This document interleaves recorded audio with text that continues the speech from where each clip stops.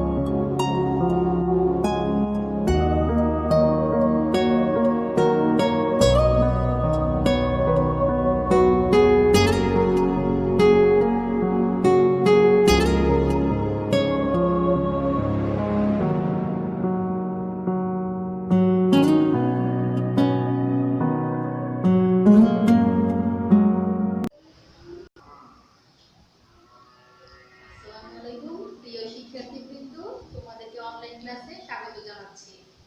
আশা করি সবাই সুস্থ আছো, বাড়িতে আছো। তোমাদের সার্বিক মঙ্গল কামনা করছি।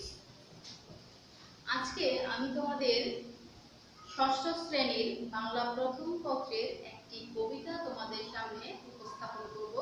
সেই সাথে উপস্থাপন করার পাশাপাশি তোমাদেরকে বিস্তারিতভাবে বোঝানোর চেষ্টা করব কবিতাটির আসলে মূল বিষয়বস্তু কি ছিল। তোমাদের বাংলা প্রথম পত্রের একটি অন্যতম উল্লেখযোগ্য কবিতা হচ্ছে সুখ, কামিনী রায়ের লেখা। সুখ, কামিনী রায়। তোমরা নিশ্চয়ই বাড়িতে অবশ্যই এই কবিতাটা পড়েছো, তবুও আমি তোমাদের সামনে এই কবিতাটা উপস্থাপন করছি, তোমরা মনোযোগ দিয়ে শুনবে। সুখ, কামিনী রায়। নাই ফিরে সুখ, নাই ফিরে সুখ, এ ধরা কি শুধু বিষাদ নয়? যাতনে জ্বলিয়া কাঁদিয়া মরিতে, কেবলই কি নর জনম লয়? বল ছিন্ন বিনি, বল উচ্চস্বরে, না না না, মানবের তরে আছে উচ্চ লক্ষ্য, সুখ উচ্চতর, না সৃজিলা বিধি কাঁথাতে নয়। কার্যক্ষেত্র ওই প্রশস্ত করিয়া, সমর অঙ্গন সংসার এই, যাও বীর বেশে কর গিয়া রয়, যে জিনিবে সুখ লভিবে সে কি। পরের কারণে স্বার্থ দিয়া বলি, এ জীবন মন সকলে দাও, তার মতো সুখ কোথাও কি আছে? আপনার কথা ভুলিয়া যাও। এটি কামিনী রায়ের লেখা অন্যতম একটি উল্লেখযোগ্য এবং একটি খুব সুন্দর কবিতা, যার মাধ্যমে আমরা আত্মকেন্দ্রিকতা এবং ব্যক্তি স্বার্থ ভুলে গিয়ে সকলের তরে নিজেকে বিলিয়ে দিই। নাই ফিরে সুখ। কবির ভাষায় কোথাও কি সুখ আছে, আবার কোথাও কি সুখ নেই, এরকমই একটি লাইন হচ্ছে নাই ফিরে সুখ, নাই ফিরে সুখ। অর্থাৎ আমরা সবাই জীবনে সুখ খুঁজে বেড়াই, কিন্তু আসলে কে সুখী কে দুঃখী সেটা বলা অসম্ভব। কারণ হচ্ছে কারো অনেক কিছু থাকলেও সে জীবনে নিজেকে সুখী মনে করতে পারে না, কারণ এখানে তার ব্যক্তিগত স্বার্থ যদি থেকে থাকে তাহলে সে সেটাকেই বড় বলে মনে করে। কিন্তু আসলে ব্যক্তিগত স্বার্থ দিয়ে সুখ খুঁজলে জীবনে তুমি কখনোই সুখ অর্জন করতে পারবে না। এর ধরা কি শুধু বিষাদময়? বিষাদময় বলতে কবির ভাষায় যন্ত্রণাময়। এই পৃথিবী কি শুধুই যন্ত্রণাময়? যাতনে জ্বলিয়া কাঁদিয়া মরিতে, যাতনে বলতে যন্ত্রণায়, জ্বলিয়া কাঁদিয়া মরিতে, কেবলই কি নর জনম লয়। এখানে নর বলতে বোঝানো হয়েছে সকল মানুষকে, জনম জন্ম নেই। বল ছিন্ন বিনে, বল উচ্চ স্বরে বলার জন্য বলা হয়েছে। না না না, মানবের তরে আছে উচ্চ লক্ষ্য। তুমি তোমার জীবনের উচ্চ লক্ষ্যের অর্জনের মাধ্যমে জীবনে সুখ অর্জন করতে পারবে, না সৃজিলা বিধি কাঁদাতে নরে।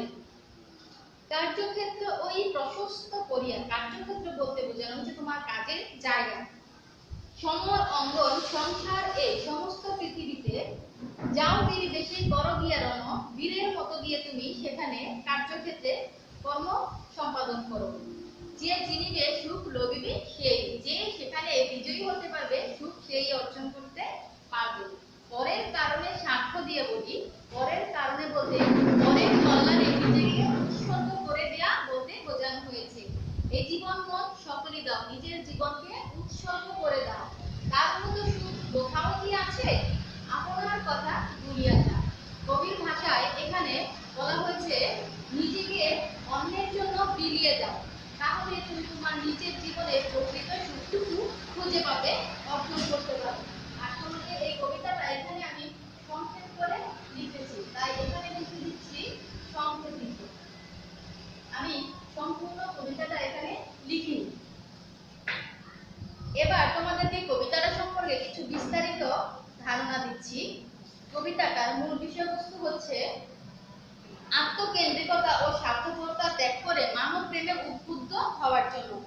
কবি এখানে তার কবিতার মাধ্যমে উপস্থাপন করতে চেয়েছেন আমরা সবাই জীবনে সুখী হতে চাই, কিন্তু কিভাবে জীবনে সুখ আসতে পারে সুখ কবিতাটি তার মাধ্যমে তুলে ধরা হয়েছে।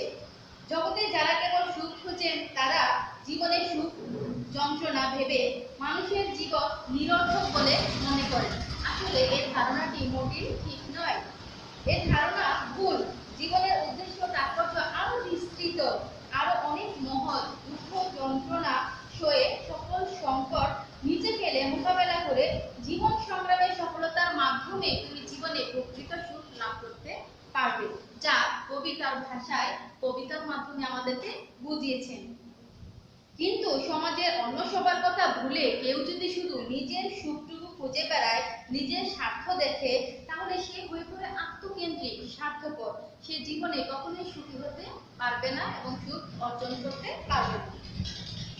আর সমাজ বিচ্ছিন্ন মানুষ প্রকৃত সুখ লাভ করতে পারবে না। পক্ষান্তরে অন্যকে আপন ভেবে যদি তুমি তারপরে নিজেকে বিলিয়ে দাও, তাহলে তুমি তোমার জীবনের প্রকৃত অর্জনটুকু লাভ করতে পারবে। পক্ষান্তরে অন্যকে আপন ভেবে অন্যের সুখ দুঃখের অংশীদার হয়ে প্রীতি, ভালোবাসা, সেবা ও কল্যাণের মাধ্যমে যে অন্যের মঙ্গলের জন্য ত্যাগ স্বীকার করে, সেই হলো প্রকৃত সুখী। আশা করি তোমরা কবিতাটার মূল বিষয়বস্তুটুকু অবলোকন করতে পারছো আমার এই ওই কবিতাটা পড়ার মাধ্যমে। প্রিয় শিক্ষার্থীবৃন্দ, তোমরা এই কবিতাটা পড়ার মাধ্যমে নিজেরা যেমন জীবনে প্রকৃত সুখ অর্জন করতে পারবে, তেমনি অন্যকে বিলিয়ে দেওয়ার মাধ্যমে প্রকৃত সুখটুকু লাভ করতে পারবে। বস্তুত মানুষ সামাজিক জীব, সমাজে বসবাস করতে সমাজে বাস করতে হলে আমাদেরকে মিলেমিশে একে অন্যের সাথে সুখ দুঃখে অংশীদারি হয়ে বসবাস করতে হয়। আর এই পারস্পরিক ত্যাগের মধ্য দিয়ে গড়ে উঠেছে আমাদের এই মানব সমাজ। মানুষ সামাজিক জীব হলেও সে প্রকৃতপক্ষে সমাজে একের সাথে অন্যের গভীরভাবে সম্পর্কে নিয়োজিত থাকে। এই সমাজে প্রতিটি মানুষ একে অন্যের উপর নির্ভরশীল। তাই অন্যকে বাদ দিয়ে সমাজে তুমি তোমার নিজের একার বাঁচার চিন্তা ভাবনা করতে পারবে না।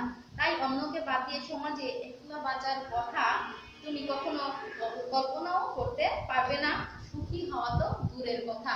মোটামুটি কবি কামিনী রায় আমাদেরকে এই কবিতাটির মাধ্যমে বোঝাতে চেয়েছেন, ব্যক্তি জীবনে ব্যক্তিগত স্বার্থ ছাড়া তুমি নিজেকে আত্মকেন্দ্রিক না করে অন্যের মাধ্যমে তোমার নিজেকে বিলিয়ে দেওয়ার মাধ্যমে তুমি তোমার জীবনের প্রকৃত অর্জনটুকু অর্জন করার মাধ্যমে সুখ লাভ করতে পারবে।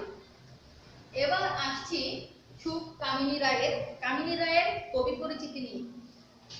কবি পরিচিতির মধ্যে বলতে গেলে নাই হয়, কারণ কামিনী রায় হচ্ছেন বাংলাদেশের একজন অন্যতম মহিলা কবি, যিনি প্রায় 100 বছর আগে এদেশে যে কজন মহিলা সাহিত্য চর্চা করে গেছেন তাদের অন্যতম হলেন কবি কামিনী রায়। একসময় তিনি জৈনিক বঙ্গ মহিলা নামে লিখতেন। তার কবিতা সহজ সরল, মানবিক ও উপদেশমূলক। তিনি তার কবিতার মাধ্যমে বোঝাতে চেয়েছেন তার কবিতার গভীরে থাকা নানা ধরনের উপদেশমূলক বাণী। তার কবিতায় জীবনের মহৎ আদর্শের প্রতি গভীর মমত্ববোধ, গভীর অনুরাগের পরিচয় আছে। মাত্র 15 বছর বয়সে কবি কামিনী রায় তিনি আলো ও ছায়া নামে একটি কাব্যগ্রন্থ রচনা করেছিলেন। সুখ কবিতাটি তার সেই কাব্যগ্রন্থেরই অন্তর্গত।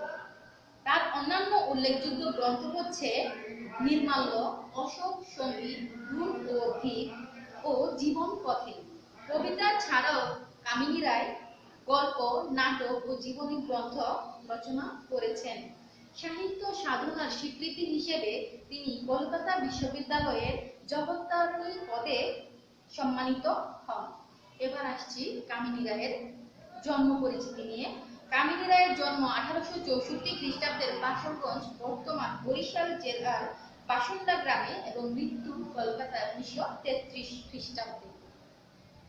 প্রিয় শিক্ষার্থীবৃন্দ, আমার আজকের এই ক্লাসের মাধ্যমে আমি তোমাদেরকে বোঝাতে চেয়েছি কবি কামিনী রায়ের সুখ কবিতাটি মূলত কিসের জন্য কবি এরকম গভীর মমত্ববোধে তিনি এই ভাষাগুলো প্রয়োগ করেছেন। মোটামুটি আমি প্রত্যেকটা লাইনের মাধ্যমে তোমাদেরকে কবিতাটার মূল বিষয়বস্তু বোঝানোর চেষ্টা করেছি। আশা করছি সকলের ভালো লেগেছে, সেই সাথে তোমাদের সুস্বাস্থ্য কামনা করে আমি আজকে আমার এই ক্লাসটি শেষ করছি। আশা করছি সবাই ভালো থাকবে, সুস্থ থাকবে।